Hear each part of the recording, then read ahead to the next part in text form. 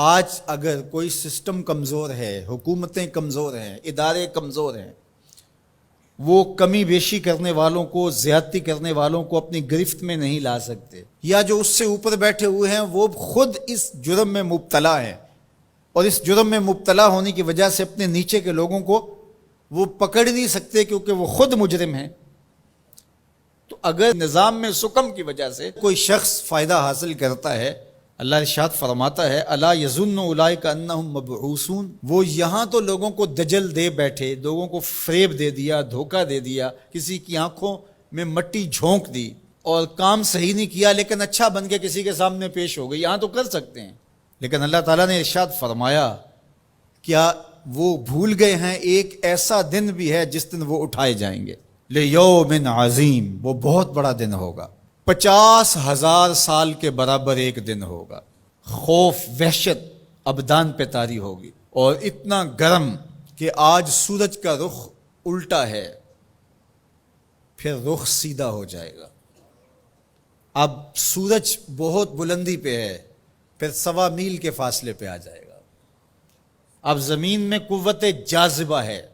گرمی کو جذب کرتی ہے، پھر زمین تانبے کی ہو جائے گی۔ اللہ اکبر، وہ کتنا سخت دن ہوگا جس کو قرآن نے کہا یوم عظیم، اللہ کی عظمت و جلالت کے اظہار کا دن ہوگا، لیکن میرے حضور نے فرمایا کہ 7 اشخاص ایسے ہوں گے جنہیں اللہ اس دن اپنے عرش کا ٹھنڈا سایہ عطا فرمائے۔ ان میں سے نمبر 1 امام عادل، عادل حکمران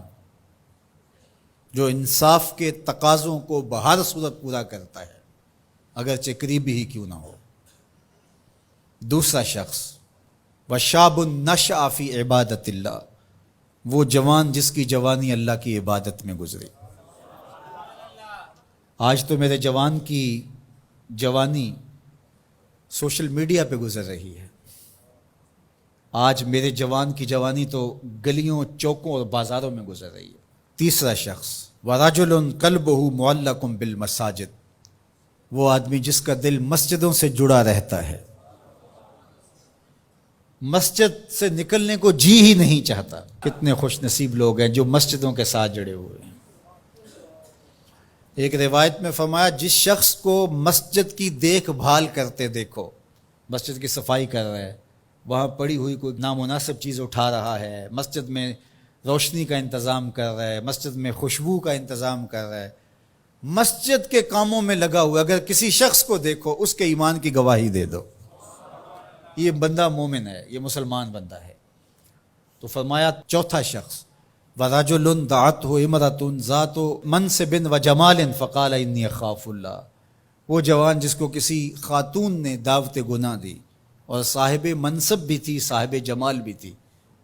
اور قدموں میں حسن بچھنے کے لیے خود بےتاب ہوا، اور اس جوان نے آگے سے کیا کہا انی اخاف اللہ، تیری بات کیسے مانوں، رب سے ڈر لگتا ہے۔ تو حضور نے فرمایا قیامت کے دن جب دھوپ کڑک رہی ہوگی اللہ اس کو اپنے عرش کا ٹھنڈا سایہ عطا فرماتا ہے۔ پھر ارشاد فرمایا وَرَجُلَانِ تَحَابَّا فِي اللَّهِ اجْتَمَعَا عَلَيْهِ وَتَفَرَّقَا إِلَيْهِ، وہ 2 آدمی جو اللہ کے لیے پیار کرتے تھے، جب آپس میں ملے تو اللہ کے لیے، اور آپس میں اگر ان کی دوری ہوئی تو وہ بھی اللہ کے لیے۔ رضائے الہی ان کا مقصود تھا، ان کی دوستی کا سبب اللہ کی رضا تھا۔ چھٹا شخص ارشاد فرمایا وَرَجُلٌ تصدق بصدقۃ فاخفاها حتى لا تعلم شماله ما تنفق يمينه، وہ شخص جس نے صدقہ کیا اور اتنے مخفی انداز میں کیا کہ جو دائیں ہاتھ نے صدقہ کیا بائیں کو خبر بھی نہیں ہوئی۔ اللہ اکبر، ہم نے اپنے بزرگوں کا یہ مزاج دیکھا ہے کہ وہ دیتے ہوئے جس کو دے رہے ہیں اس سے بھی آنکھیں نہیں ملا رہے ہوتے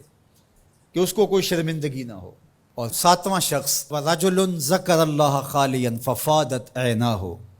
وہ شخص جس نے تنہائی میں بیٹھ کے اللہ کا ذکر کیا، کوئی دیکھنے والا نہیں تھا، اکیلا بیٹھا تھا اور اللہ کا ذکر کر رہا، محبت الہی کی وجہ سے اس کی آنکھوں میں آنسو امڈ آئے۔ تو میرے اور آپ کے آقا و مولا فرماتے ہیں قیامت کے دن جب کوئی سایہ نہیں ہوگا اللہ اسے اپنے عرش کا ٹھنڈا سایہ عطا فرمائے۔ اللہ ہمیں رحمت للعالمین کا صدقہ جہنم کی سختیوں سے نجات عطا کرے اور ایسے اعمال بجا لانے کی توفیق دے جو جنت کے راستے کا سبب بنے اور جہنم سے آزادی کا مجدہ جاں فضا بنے۔